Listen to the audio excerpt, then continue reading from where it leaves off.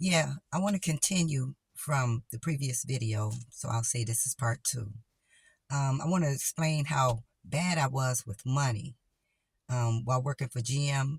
You know, they pay you well. You get those profit sharing checks. I got a couple of other large checks during that time, and I just blew through money. You know, no regards like saving and put money to the side and this and that, just recklessly spending. So I'll start like before I started working, as I told you, my ex took pretty good care of me and the kids and everything. So when I started working at GM, I went to him and asked him when I was in orientation for GM. I said, I get my first check this Friday. What you want me to do with my money? He gave me three bills. He gave me the cable bill, our car insurance, which he had a truck and I had a car, and he gave me the light and gas bill. And he continued to pay the house note and his truck note. So, I had that set on every Friday when I get paid. I knew, what bills I had. And then my first profit sharing check I got from General Motors, which they give you a lot of money for those profit sharing checks. Um, I bought him a round trip ticket to Miami, Florida, to visit with his mother and family, and I gave him $1,000 for his pocket. Did a little things around the house and stuff like that. That wasn't too bad of a splurge or whatever. And then the couple of different profit sharing checks I kind of blew through, um, and still helped around the house and did what he needed for me to do because I was glad to help. So I'll say in 2016, during the time where, you know, I had caught him cheating in some of the things that I did, I had got a profit sharing check and I wanted to make him, jealous because, anybody, girlfriend, boyfriend, husband, and wife, when you catch one or the other cheating, most people don't move out that day. So we were still together. Some days was good, some was bad. Some days was peaceful, some was not lovey-dovey, but friendly to each other and stuff like that. So on one of my angry days, or whatever you want to call it, I said, I'm going to fix him. I waited till he went to work, which he goes to work at 2 in the afternoon. He get off at 10 at night. I waited till about 8 o'clock at night, got fully dressed, hair, clothes, my boots, everything, just dressed like I'm going to a bar or a club or a party or whatever. But what I did was I had gotten my profit sharing check and I went to Greektown Casino, downtown Detroit. Went down there. I said, I'm going to stay down here and let him come home. And then I'm not going to come home till late, probably in the morning or whatever. And I gambled. I walked from machine to machine, floor to floor, buying drinks for myself, eating something, just staying down there, killing time. And end up about 6:30 in the morning, the ATM machine stopped letting me get money out. And I went up to the customer service and I said, I need to speak to somebody. I have money in the bank and I'm not finished gambling. It won't let me get any more money. And they looked at whatever they had to, however they checked. They said, well, you have to call your banking institution. Maybe they put a hold or a stop or something like that on it. And that's the only reason I stopped gambling that day. You know, Anybody who go to the casino know if you got some money, you gambling, you just gambling. So I ended up leaving.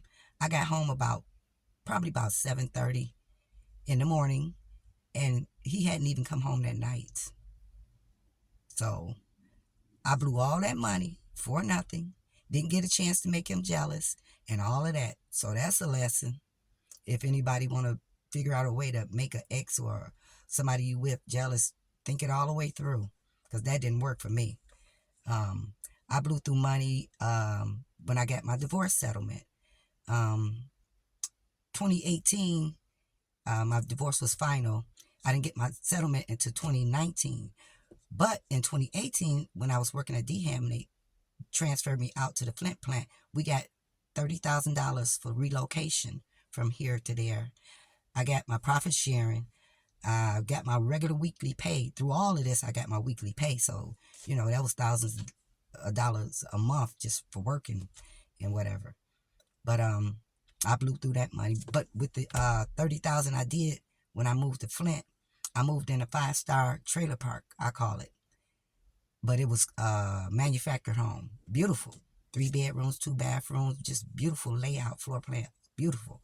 I paid my rent for that place for a whole year. I went and I did get a cashier's check, and I took it to the rent the office up there. I paid my rent for that whole year. And good, I did, because GM went on strike later that year. And I don't know if it was 2 months or 3 months, I'm not sure. But while we were out on the picket line, a lot of people were complaining about not being able to pay their rent, their house note, their boat notes, car notes, truck notes.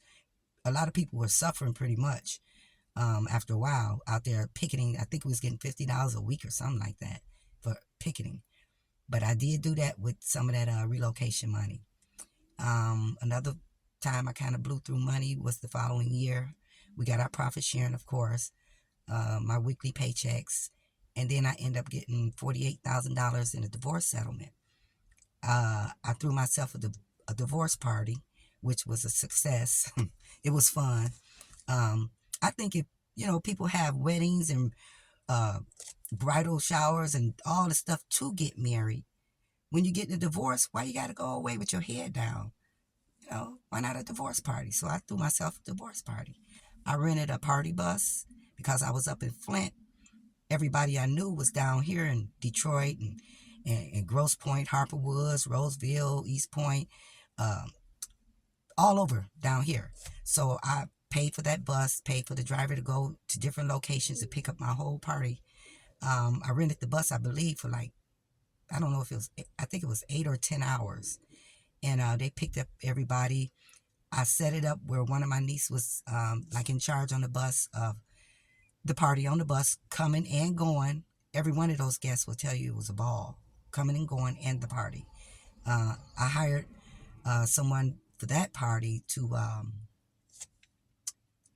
sell adult products, put on a show for adult, and it was all women there, no men, because I was very angry at men at that time. No men invited, no men nothing. So that lady had set up something beautiful in that large living room I had. The guests, I bought probably about 40 pair of socks. Everybody's shoes was off on the bus at the party and back on the bus.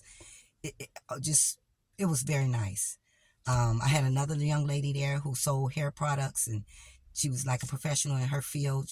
I had her set up in a room where I don't know what all she was doing because I was out in the kitchen mostly, but the guests could go in that room and do different things, concerning hair products, and purchase or find out information what they need to know from her. And the adult party lady had it bumping in the living room. It was just fun. Plenty of liquor, 2/5 of everything. I asked people what they drink before I gave the party. Food, I had bought a nice cake, had it made. Actually, it was black with red fondue drippings like blood. And on the cake it says, "It's done." IT'Sdone. It's done. That was my divorce cake. And the party was fun and everything. And when the guests left, I gave them everything. Oh, we had every 15 minutes, it was a raffle. Headphones, beauty products, blankets, house coats, different stuff I had bought and wrapped up. And guests put these little tickets when they came into this little bucket. And, when their name got pulled, they get to pick a gift off the table. It was beautiful. I got pictures. I got to find them, though. And when they left, I gave everybody the drinks that they drank because I wasn't going to drink them. Wine. I even gave cases of beer and wine out the next day when I drove down to Detroit. So it was a party for me, a divorce party. It was fun. It was needed. It was wanted. But if you look at it now, I spent a lot of money, $5,000 or $6,000, seriously, on that. And, just to say, when you're going through something stressful, if you can, stop and think before you're going to do things, because even if you don't regret it, you will figure out later, dang, that was a waste. Dang, I shouldn't have did that. Stuff like that. But I did it. It was done. It was fun.